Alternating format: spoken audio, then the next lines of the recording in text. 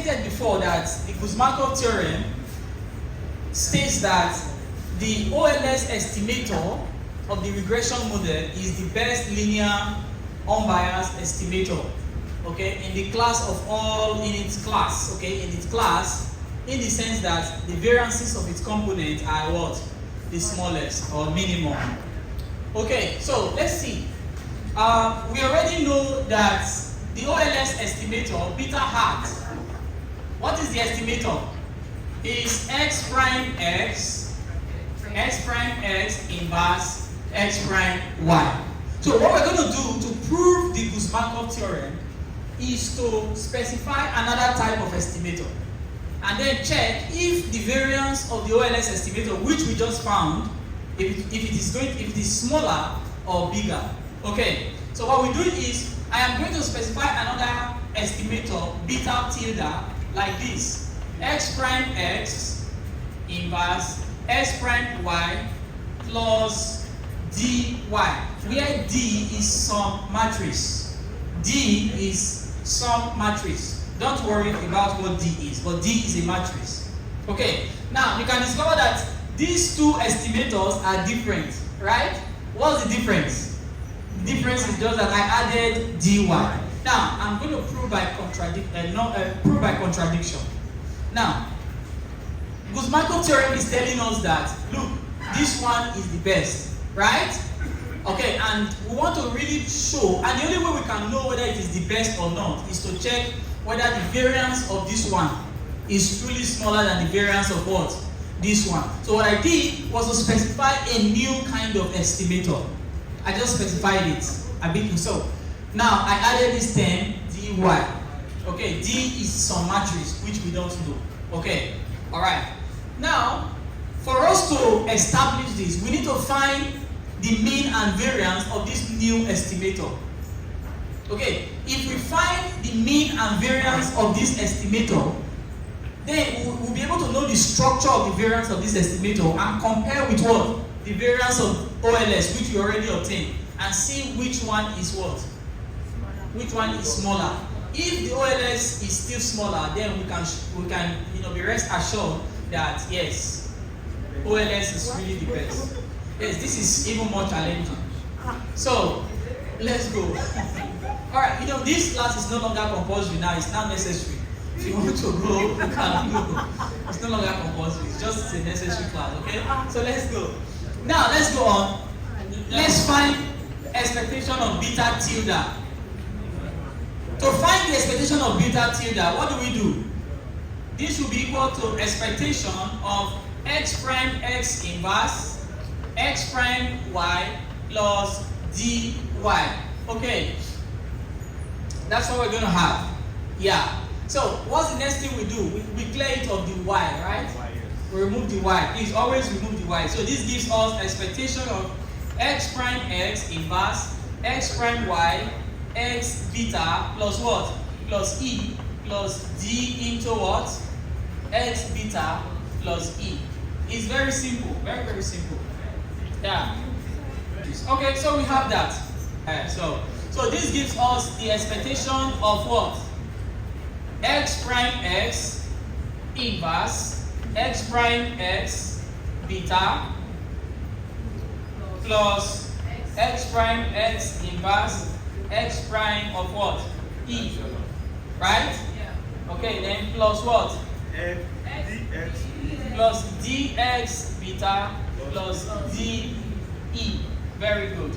Now, take the expectation.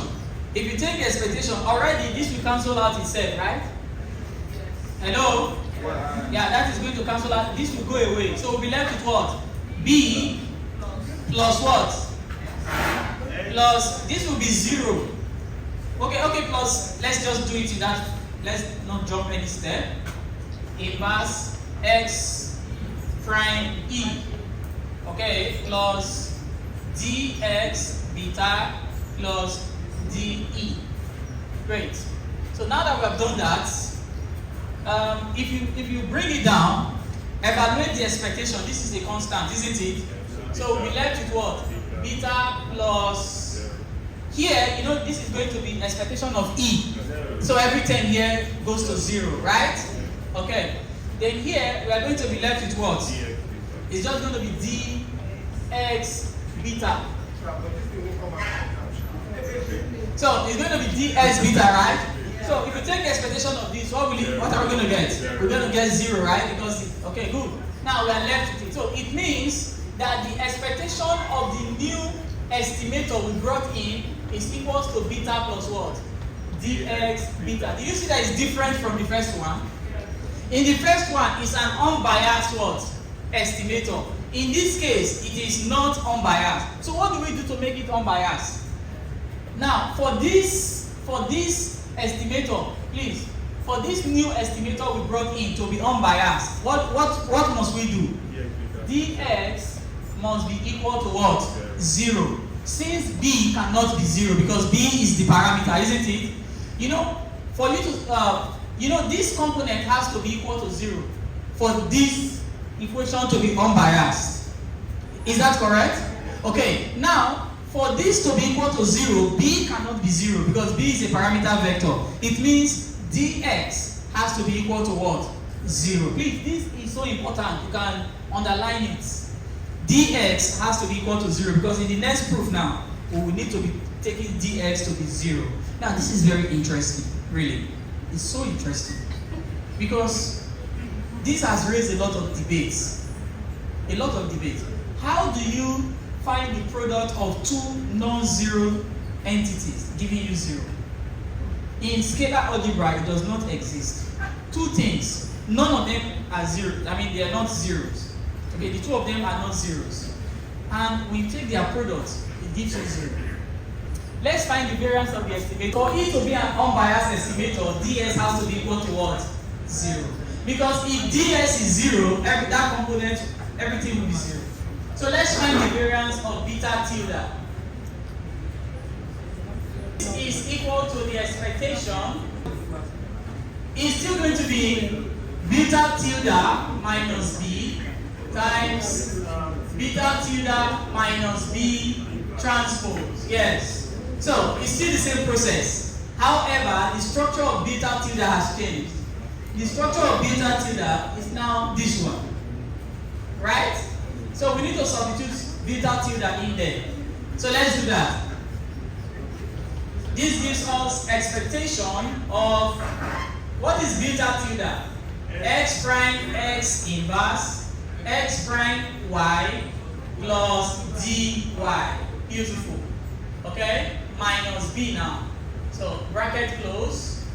X prime x inverse x prime y plus dy minus b transpose. Great. So let's replace the y. When we replace the y with x beta, it's going to give us expectation of x prime x inverse x prime y plus d into what? X beta plus what? Plus e minus b. Okay? Yeah, that's what we got. Okay? Oh, we didn't do the first one. We need to do the first one. So here is going to be x beta plus e plus d into x beta plus e minus b. Okay? This is so long. Then we have x prime x inverse. Now prime means transpose in this case, okay? X into x beta plus e plus d into x beta plus e minus beta. Okay, we arrive at that. Transpose, yes. Transpose, yeah. So what's the next thing we do? We open the brackets, right? This gives let x be equal to, yes, to make it short, right? Fantastic. Let s equal to what? X transpose x. Very good. So that is going to help us. Anyway, the help is just to make it shorter. So it's not like we're reducing anything. So we're going to be having x squared, x inverse. Then we have x prime, x beta, plus what? Plus x prime.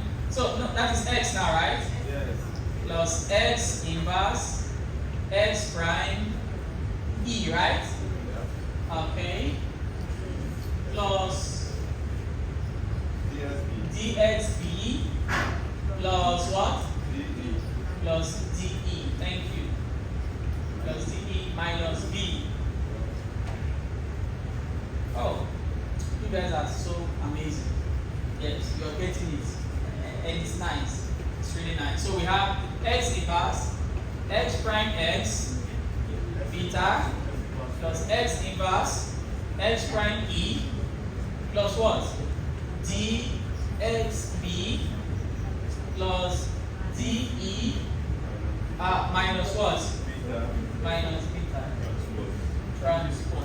Very good. Now let's already, we're going to be fast. In the next 5 minutes we'll round up. Yes? Sorry? S inverse. Yes. Okay, x inverse, yes. Just x.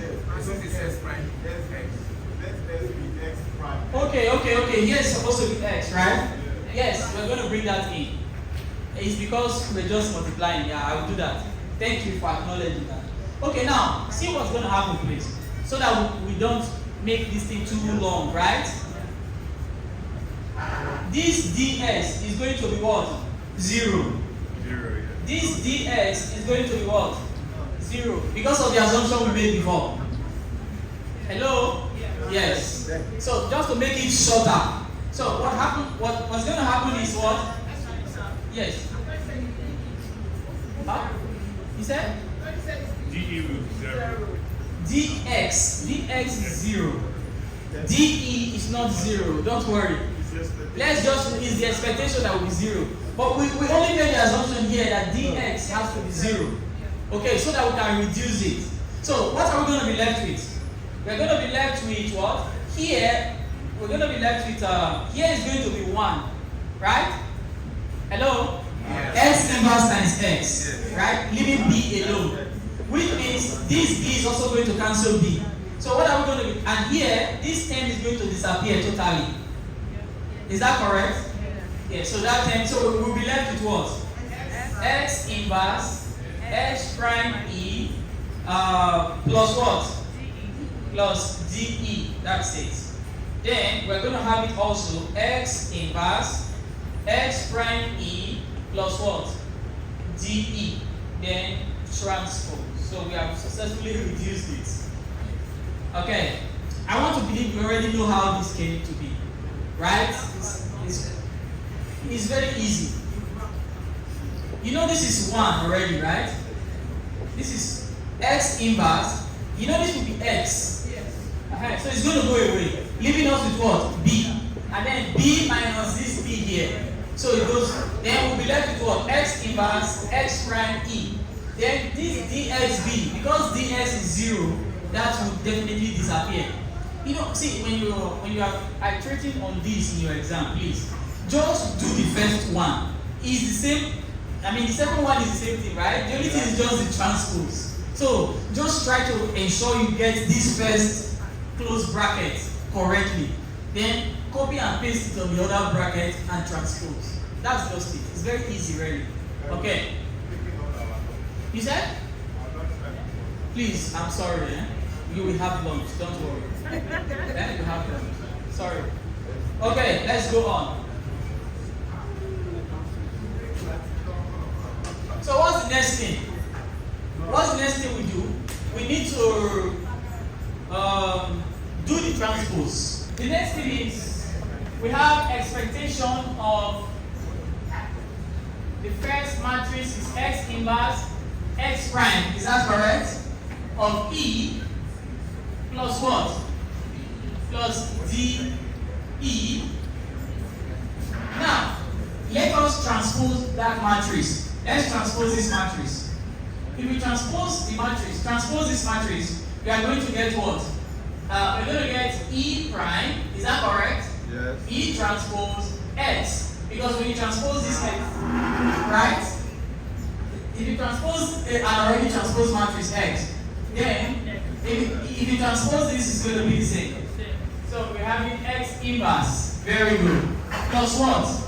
Plus E transpose D transpose. So we have already transposed it. Now we just need to multiply. We're going to be through in no time.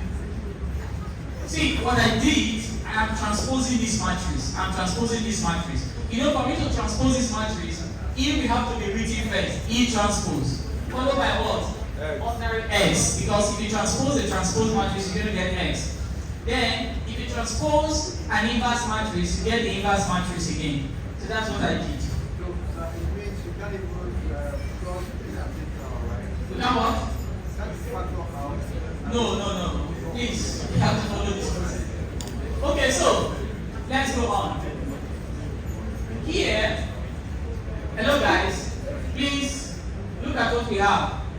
Let's expand. Let's expand this now. This gives us expectation of what? Expectation of X inverse X prime E times what? Times E inverse X inverse plus X inverse X prime E times what? Times E inverse D inverse plus DE E prime X inverse plus DE E prime D prime. I just did expansion.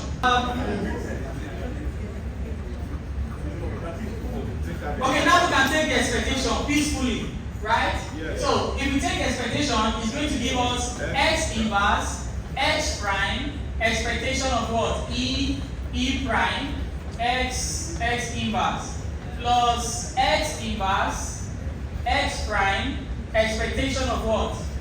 E prime. Then we have D prime. Yes. Then plus plus D expectation of E prime X inverse plus D expectation of E prime D prime. Oh, this is beautiful. We are there already. You see? It's very neat. So I will prove this one in an exam. Yes, you will prove it. Now, what happened is, in place of the expectation of E and E prime, we just put the sigma square, right? Yeah. So here we're going to be having sigma square X and prime X, and that X is going to come here, right? Yeah. So here we still have what? X inverse. Is that correct? Okay. Plus here we are having sigma square X inverse X prime D prime, right? Very good. Plus D plus sigma square dx X inverse plus sigma square D prime. Oh, this has really come out very well. Okay. Now, there's something I need to show you guys from that last equation. You see, everything here is going to be 0. Do you know why? Yes. ds is the same as what? X prime D prime equal to what? 0. Yes, it's the same. Okay? ds, then here is also going to be equal to what? 0. 0, because there is a term, a ds term. Remember that assumption we made before? Yeah. Alright, then we are going to be left with what? Sigma square X inverse. This is going to disappear also. Yes. Because, yes. This last one, look at sigma square. Oh, sigma square. Thank you. So, you know, we made an assumption for X prime X is the same as what? X, right? Yes. So when you multiply them, so we'll be left with what? Sigma X prime. Is that correct? Plus what? Plus sigma square what? D prime. Now, I want you to check something. Okay, before I move on. This was the variance of what? Beta hat. Is that correct? Yes. No, David, don't worry. This was the variance of beta hat. Is that correct? Yes. Now, plus this term. If this is the variance of beta hat, plus this term, and this D is a semi-positive definite matrix. Okay, this D is a semi-positive definite matrix. That is the matrix here, this matrix. Okay, quickly. A matrix is said to be, a matrix A is said to be semi-positive definite if X transpose A X is greater than or equal to what? 0. That is when we say a matrix is semi-positive definite matrix. That is a matrix A is said to be a semi-positive definite matrix if X transpose times A transpose is greater than or equal to 0. Yes. No, you don't need to write it. You don't need to write this one.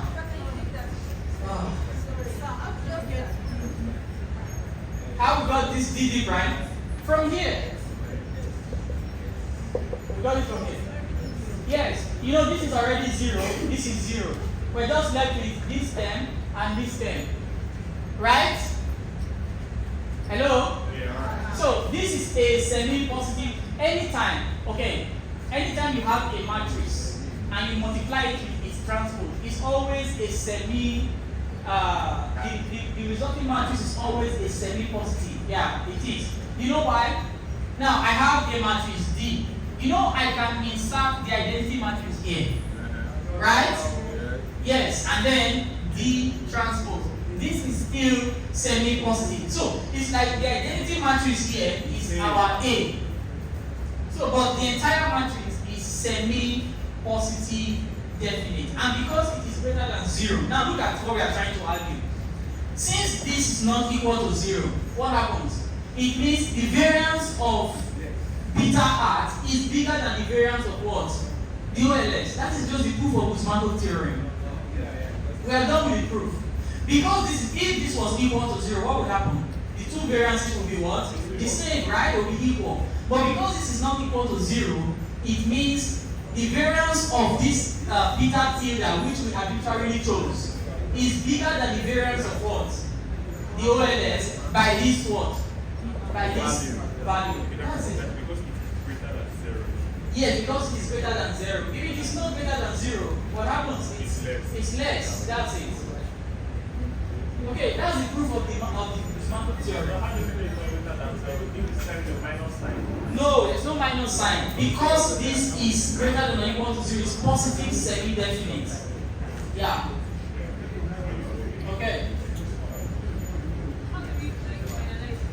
Yes, we finalize it by saying that since this matrix is semi-positive definite, that it is greater than or equal to 0, okay, then we conclude that the OLS estimate, the variance of the OLS estimate is less than or equal to that of this beta tilde we chose.